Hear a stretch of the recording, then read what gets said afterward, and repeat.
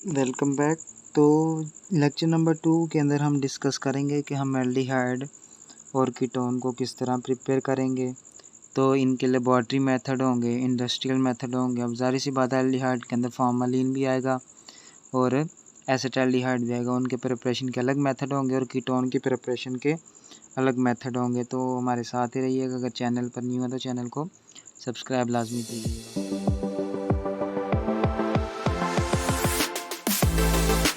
सबसे पहले हम एल्डिहाइड की प्रिपरेशन के अंदर हम बात करेंगे प्रिपरेशन ऑफ फॉर्मल्डिहाइड। फॉर्मल्डिहाइड का हमारा दूसरा नाम होता है फॉर्मलिन, ठीक है। और इसके प्रिपरेशन के दो मेथड हैं, एक हमारा लेबॉर्ट्री मेथड है और एक इंडस्ट्रियल मेथड है। तो सबसे पहले हम क्या करते हैं, हम लेबॉर्ट्री का जो मेथड है उसको हम डिस्कस कर लेते हैं कि उसको लेबॉर्ट्री के अंदर किस तरह प्रिपेयर किया जाता है।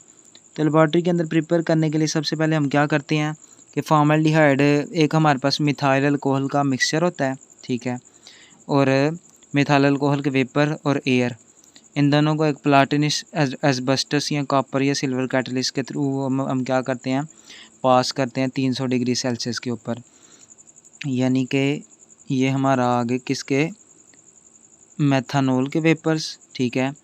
और साथ आ गई एयर, और इसको पास कहाँ से किया, प्लाटिनम एस्बेस्टस से, या दूसरा कैटलिस्ट हमारे पास कॉपर या सिल्वर कैटलिस्ट हो सकता है। टेम्परेचर होगा हमारा 300 डिग्री सेल्सियस। तो हमारा क्या बनेगा, फॉर्मल्डिहाइड बनेगा, साथ वाटर बन जाएगा।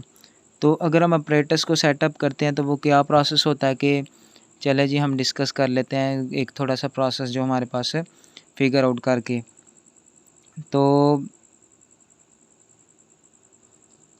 तो ये हमारे पास एक वाटर बाथ है जहाँ हम क्या करेंगे, मिथाइल अल्कोहल को हीट अप करेंगे और उसके बन जाएंगे वेपर्स। मिथाइल अल्कोहल के जो वेपर्स होंगे यहाँ से उसके साथ एयर मिक्स हो रही है और यहाँ से ये निकलेंगे दोनों चीज़ें बाहर। यहाँ प्लाटिनाइज्ड एस्बेस्टस होगा जिसको हम क्या करेंगे 300 डिग्री सेल्सियस के ऊपर हीट कर रहे होंगे। यहाँ से जब ये पास करेगा तो ये एक फ्लास्क के अंदर क्या हो जाएगा, हमारे पास इकट्ठा हो जाएगा। उस फ्लास्क के अंदर हमारे पास मेथनॉल भी होगा, फॉर्मलिन भी होगा और वाटर भी होगा। तो सक्शन पम्प के थ्रू हम क्या करेंगे, इसको सक करके हमारा जो हमारे पास प्रोडक्ट है उसको ले लेंगे।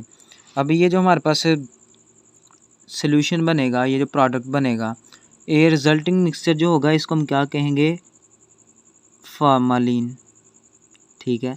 मिथाइल अल्कोहल ऑक्सीडाइज होगा गैशियस फॉर्मल्डिहाइड के अंदर जो वाटर के अंदर अब्जॉर्ब हो जाएगा। और ये जो हमारे पास फॉर्मलिन बनेगा ये क्या बनेगा, हमारे पास 40% ऑफ फॉर्मल्डिहाइड होगा, 8% हमारा ये क्या होगा, मिथाइल अल्कोहल।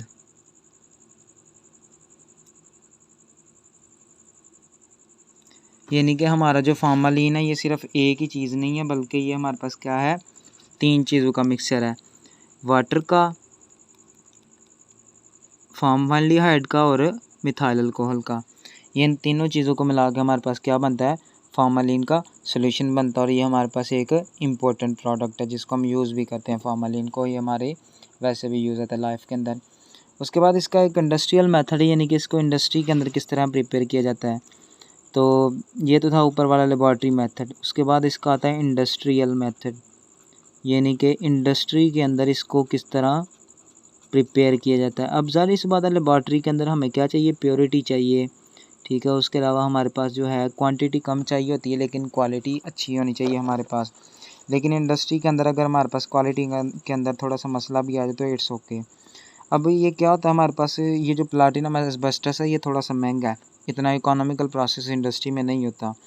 तो इंडस्ट्री में क्या होता है, फॉर्मल्डिहाइड जो मैन्युफैक्चर होता है किस तरह, हमारे पास मेथनॉल के वेपर्स होते हैं, उनको पास करते हैं ऑक्सीजन से। लेकिन यहाँ जो कैटलिस्ट होंगे वो हमारे पास क्या होंगे, आयरन ऑक्साइड होगा या मेल्बिडोनियम ऑक्साइड होगा, ठीक है। MO2O3 मेल्बिडोनियम ऑक्साइड होगा या सिल्वर का कैटलिस्ट होगा। उसके नतीजे में हमारे पास क्या पैदा होगा, फॉर्मल्डिहाइड पैदा होगा और साथ वाटर के 2 मॉलिक्यूल पैदा होंगे। और ये रिएक्शन हमारा 500 डिग्री सेल्सियस पे होगा। तो इंडस्ट्रियल मेथड और इसके अंदर सिर्फ यही फ़र्क है कि वहाँ भी मिथाइल अल्कोहल के साथ एयर मिक्स की जाती थी, यहाँ भी की जाती ही थी।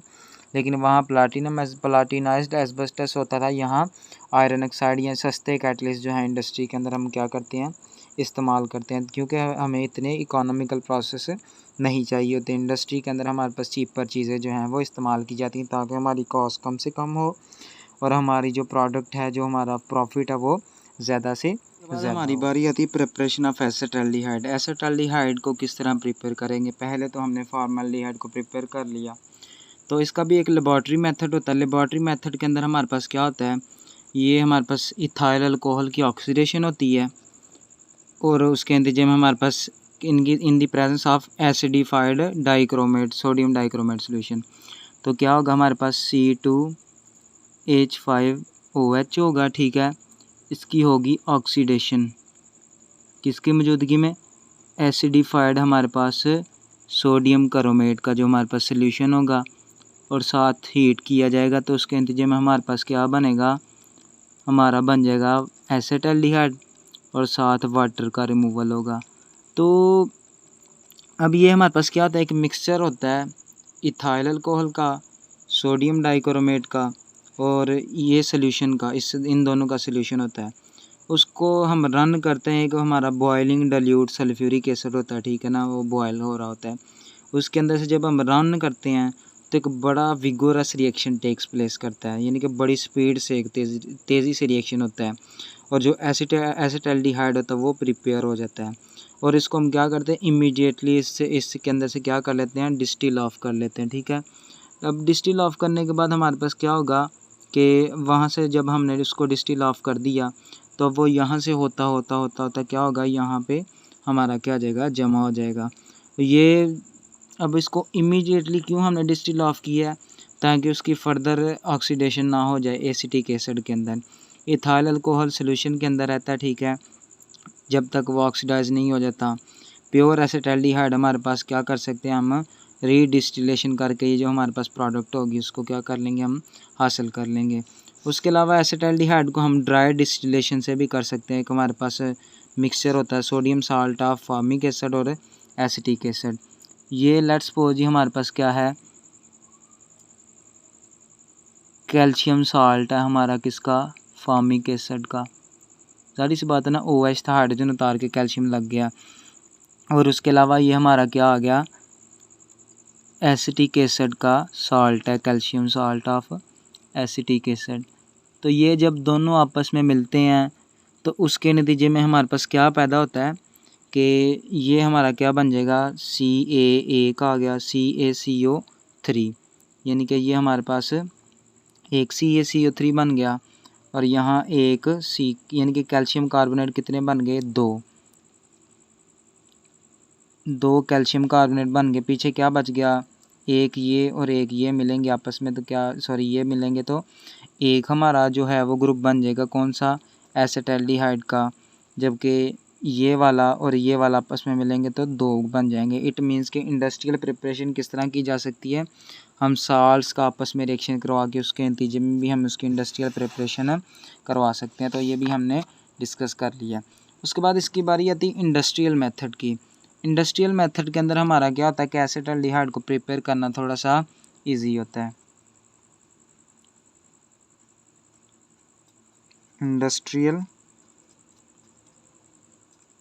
मेथड, इसके अंदर हमारा क्या होता है कि जो हमारी इथाइलिन होती है, ठीक है, इथीन, उसके 2 मालिक्यूल, और क्या किस तरह हम कर सकते हैं, उसकी एयर ऑक्सीडेशन करते हैं इन the presence of palladium chloride होता है, या फिर हमारे पास यहाँ कॉपर क्लोराइड होता है वाटर की मौजूदगी में।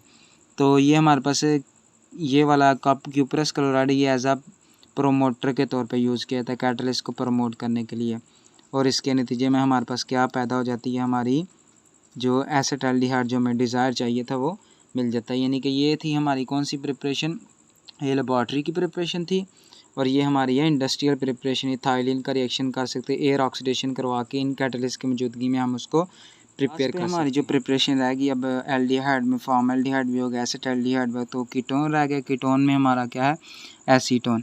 तो जब हम ड्राई डिस्टिलेशन करते हैं किसकी, कैल्शियम जो हमारा एसीटेट है, तो इस तरह यानी कि ये हमारा साल्ट आ गया, तो उसके नतीजे में हमारे पास क्या बनेगा, CaCO3 बन जाएगा, कैल्शियम कार्बोनेट, और ये पीछे क्या बच जाएगा हमारा, हीट करेंगे एसीटोन बन जाएगा। ये हमारा क्या बन गया, कैल्शियम कार्बोनेट। यानी कि ये अंदर से एक दूसरे को ट्रांसफ़र करके क्या कर लेंगे, हमारे पास प्रोडक्ट बना देंगे। तो रिएक्शन उसके अंदर प्रिपरेशन के सिर्फ अंदर सिर्फ इतने थे। अपना ख्याल रखिएगा।